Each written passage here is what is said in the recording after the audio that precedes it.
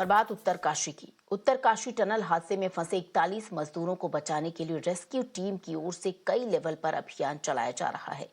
अभी भी फंसे हुए मजदूरों का जीवन दांव पर है। इस बीच रेस्क्यू टीम को बड़ी सफलता भी हाथ लगी है। साइट पर काम कर रही मल्टी एजेंसी टीम को 6 इंच लाइफ सपोर्ट पाइप डालने में कामयाबी मिली। इस पाइप के जरिए टनल में फंसे लोगों तक भोजन, पानी और दवाएं पहुंचाई जा रही हैं। टनल बनाने वाले एक्सपर्ट की एक इंटरनेशनल टीम भी साइट पर ही मौजूद है। इसके साथ ही डीआरडीओ की एक रोबोटिक्स टीम भी मौजूद की गई है। देखिए रिपोर्ट। ये 6 इंच डाया की पाइप जो है करीब 53 मीटर लंबी है और 53 मीटर पे जाके हमको ब्रेक थ्रू मिला है। और इससे अब जो आपको सुविधा मिलेगी, एक तो अल्टरनेट फूड लाइफलाइन जो हम कह रहे हैं वो होगा, ऑक्सीजन एंड फूड दोनों हम भेज सकते हैं, और बड़े तरह के फ्रूट जिसमें न्यूट्रिशन ज्यादा हो वैसी चीजें हम इसमें भेज। एक अल्टरनेट अगर हमको लाइफलाइन मिल जाती है तो now we don't have this doubt कि अब हम नहीं कर पाएंगे। पहले ये डाउट था कि अगर पहले वाला लाइफलाइन अगर बंद हो गई तो क्या होगा, क्योंकि साइमल्टेनियसली आपको बताया स्ट्रेटा इतना लूज है कि हो सकता है कि ये पहली लाइफलाइन बंद भी हो सकती है। तो हमने अब स्टैब्लिश कर लिया second. Now will go with the full force. Mr. Dix, can you please tell us how far has the whole operation gone till now? Can you please explain a little? Sir. There's been one.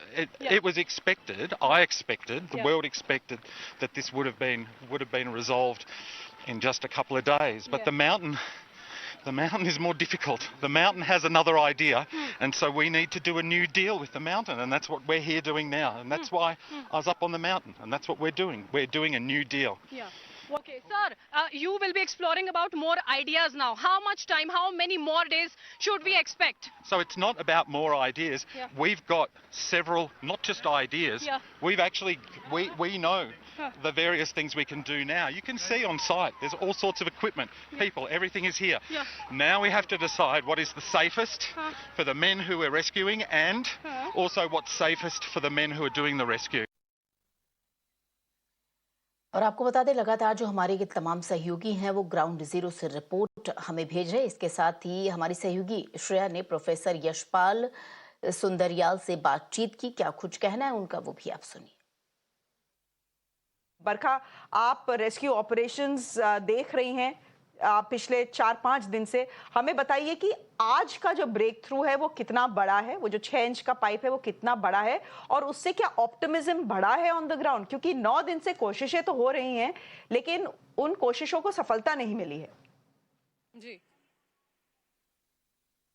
बिल्कुल श्रेया, ये जो 6 inch का pipe जो है वो अभी फिलहाल जो पहुंचाया गया है मजदूरों तक, वो अपने आप में एक बहुत बड़ा ब्रेक थ्रू है। वो इसी वजह से क्योंकि 9 दिनों से देखिए कोई सॉलिड फूड जो है वो उनको नहीं दिया जा सका। अब जब ये पाइप चला गया है तो उसके जरिए बेहतर खाना जो है वो उनको पहुंचाया जा सकेगा। बाकायदा एक ब्रीफिंग भी यहाँ पर की गई थी जिसमें ये बताया गया कि शुरुआत में डॉक्टर्स को कंसल्ट किया जाए, प्रॉपर डाइट बनाई जाएगी, क्योंकि 9 दिन हो गए हैं उनको सॉलिड खाना खाए हुए। तो उस हिसाब से उस टाइम को देखते हुए यहाँ पर वो खाना पहुंचाया जाएगा जो इस वक्त में सबसे ज्यादा अच्छा रहेगा उन लोगों के लिए। तो वो वाला खाना उनको अभी फिलहाल दिया जाना है। ये सबसे बड़ा ब्रेक थ्रू यहाँ पर रहा, क्योंकि अब इसके बाद देखिए श्रेया, यहाँ पर एक आप ये सोच सकती हैं कि आगे के रास्ते खुल गए हैं। जो मजदूर वहां पर फंसे हुए हैं उनके लिए भी अब कहीं ना कहीं ये उम्मीदें उनको जग गई हैं कि अगर ये फूड पाइप उन तक पहुंच गया है तो जो इवैक्यूएशन पाइप है 800 से 900 mm का, वो भी बहुत जल्द ऑगर ड्रिलिंग मशीन के जरिए उन तक जो है वो पहुंचा दिया जाएगा। अब ये उम्मीद उनको बंधी है। और इसी के साथ में देखिए बहुत सारी ऐसी चीजें जिनको लेकर चर्चाएं चल रही हैं। जो वर्टिकल ड्रिलिंग की बात की जा रही है, टॉप से, जो टनल के टॉप से ड्रिलिंग की जाएगी, बताया जा रहा था कि वहां पर भी सेफ्टी की चीजों को लेकर देखिए, चाहे वो इंटरनेट कनेक्शन तक हो, उस तक को लेकर चर्चा हो रही है। जो अधिकारी वहां पर काम कर रहे थे उन्होंने कहा था कि हम ये कोशिश करेंगे कि कुछ इंटरनेट कनेक्शन जैसा जो है वो उन तक पहुंचा जा सके। और ये जो 6 इंच का पाइप वहां पर इंसर्ट अभी किया गया है, उसके जरिए हो सकता है कि एक रोबोट जो है वो भी वहां पर पहुंचे। मतलब ये अभी आप कह सकते हैं कि बहुत सारी चर्चाएं जब चल रही हैं तो ये भी बात हो रही है, लेकिन जो चीजें वाकई में ग्राउंड पर हुई है, सबसे बड़ी हुई है पिछले 9 दिनों में, उसमें ये सबसे पहली चीज है कि फूड पाइप पहुंच चुका है। बाकी का काम जो है वो तेजी से किया जा रहा है। हालांकि जो ऑगर मशीन है, जो ड्रिलिंग मशीन है श्रेया, वो अभी अपना काम 22 मीटर के आगे नहीं कर पाई है। वो थोड़ा सा उसमें शायद समय लगेगा, लेकिन वहां पर अभी थोड़ा थोड़ा सा प्रॉमिसिंग इसलिए नजर आ रहा है क्योंकि एक सफलता यहाँ पर हाथ लगी है। तो हम ये उम्मीद कर सकते हैं कि बहुत जल्द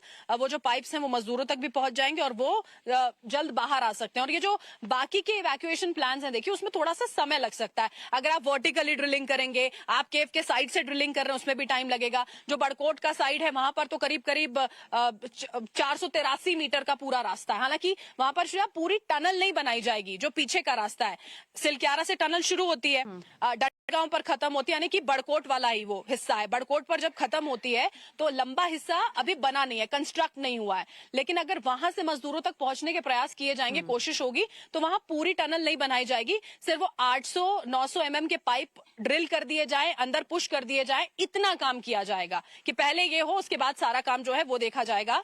और अभी फिलहाल ये जो अलग अलग एस्केप प्लान्स चल रहे हैं उन पर बहुत तेजी से काम हो रहा है। और हम जिस तरह से बातचीत हो रही है और जिस तरह से अश्योर किया जा रहा है, हम ये उम्मीद कर रहे हैं कि शायद ज्यादा वक्त ना लगे। और ये अपने आप में बहुत अच्छी बात है कि और ज्यादा वक्त नहीं लगेगा, वो लोग जल्द बाहर आ जाएंगे, ये सारी परेशानियां लोगों की खत्म हो जाएंगी। और जी चलिए बरका, बहुत बहुत धन्यवाद। Barkha, they're getting us an entire lowdown on what has happened today. For the last 9 days, as I said, there has been a desperate effort, a fumbling effort for the last 9 days. Success hasn't been forthcoming. But today, the first ray of hope in that 6-inch pipe that has now reached these 41 men. And you've seen there was some mura that was being sent through this pipe. There is some khichdi that has been sent through this pipe, antidepressants. The hope is to send a charger as well so that people can at least communicate with the outside world. 41 workers who are inside can communicate with the outside world as well. Because just imagine their plight, ladies and gentlemen. Imagine being stuck in a dark, dingy tunnel for 9 straight days without knowing whether or not you will make it alive. There are antidepressants that have been sent in. There are multivitamins that have been sent in. There is an attempt to keep the morale high of the 41 men who are stuck there. The hope is that in the next 3 days, they should be out, but let's see how day 10 progresses. Much will depend on that. Let me go straight across to my guest this evening. Professor Yashpal Sundaryal is a geologist. He's joining us on the broadcast. Professor Yashpal, thank you very much for your time here on Mirror Now. Can I start by asking you what this breakthrough of a 6-inch pipe finally reaching these men, through which khichdi has been sent, through which fruits have been sent, through which medicines have been sent. How big a breakthrough is this? I just want to start on a positive note. This is, I will say that this is a big breakthrough, and at least the trapped laborers, they will get some food items and the fruits for their survival. But still, the success is awaited. How those trapped peoples will come out from that tunnel? This is a big question, and now they are making several efforts, as they have started the parallel tunneling, and they want to drill vertical passage. They wanted to make after drilling from the top of the tunnel. But I think that now they have invited the foreign experts, and these foreign experts may be more, this venture may be more successful, as I hope.